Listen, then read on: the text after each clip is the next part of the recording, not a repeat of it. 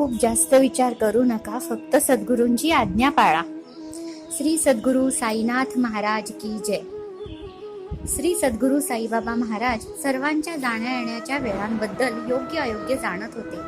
कोणीही भक्त बाहेरगावी जाण्यास निघताना साईबाबांची आज्ञा घेण्यास मशिदीत येत असत. साईबाबा त्यांना जाताना योग्य मार्ग दाखवत होते. जे कोणी भक्त साईबाबांची आज्ञा न होता गेले त्यांचे वाटेत हाल झाले आणि ज्यांनी त्यांची आज्ञा मानली ते निर्विघ्नपणे गेले. साईबाबा कोणास भाकर तुकडा खाऊन जा म्हणता आणि त्यांनी उपाशीच निघता. त्यांची गाडी त्यांना न मिळता ते उपाशीच रखडत असत. एकदा साईबाबांचे परम भक्त तात्या कोते पाटील कोपरगावाला आठवड्याच्या बाजारासाठी जात होते. जाताना ते मशिदीत आले आणि बाबांचे चरण वंदिले आणि ते जाण्यास निघाले. हा उतावीळपणा पाहून साईबाबा तात्यांना म्हणाले, आताच तू गावाबाहेर जाऊ नकोस, परत बाजार होईल. परंतु तात्या काही केले ऐकेनात. तेव्हा साईबाबा त्यांना म्हणाले, तुझ्या बरोबर श्यामाला घेऊन जा.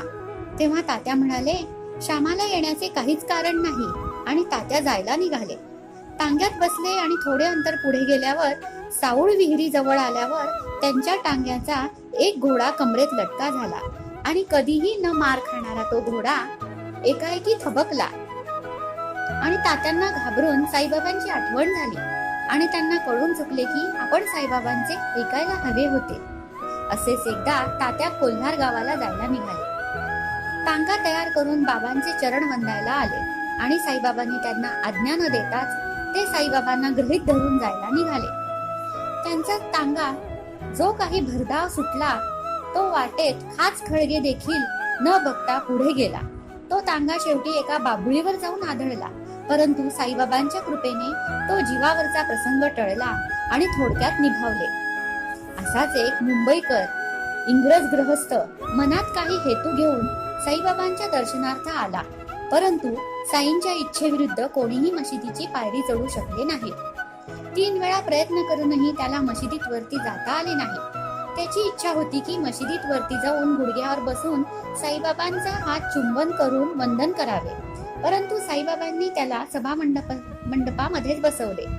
असो, तो जेव्हा जायला निघाला तेव्हा अंगणात येऊन साईबाबांचा निरोप घेतला. त्यावेळी साईबाबा त्यांना म्हणाले, एवढी घाई का करतोस, उद्या जा. परंतु होणारा पुढे काहीही चालले नाही. परवानगी शिवाय निघाले. त्यांची गाडी प्रथम नीट चालली, परंतु पुढे घोड्यांनी वाट सोडली. साऊळ विहीर मागे टाकली आणि मध्ये त्यांच्या एक बायसिकल आली. ते गृहस्थ मागे बसलेले होते आणि पुढे टांगा एकाकी चमकला. तो गृहस्थ घसरत गेला. कसा बसा तो टांगा थांबवला. मग त्या गृहस्थास टांग्यात बसवले आणि कोपरगावच्या हॉस्पिटलमध्ये नेले. असे तो गृहस्थ पश्चाताप करत बसला होता. असे असंख्य अनुभव लोकांस आले. त्यामुळे लोक सहज शंकू लागले आणि बाबांची आज्ञा मानू लागले.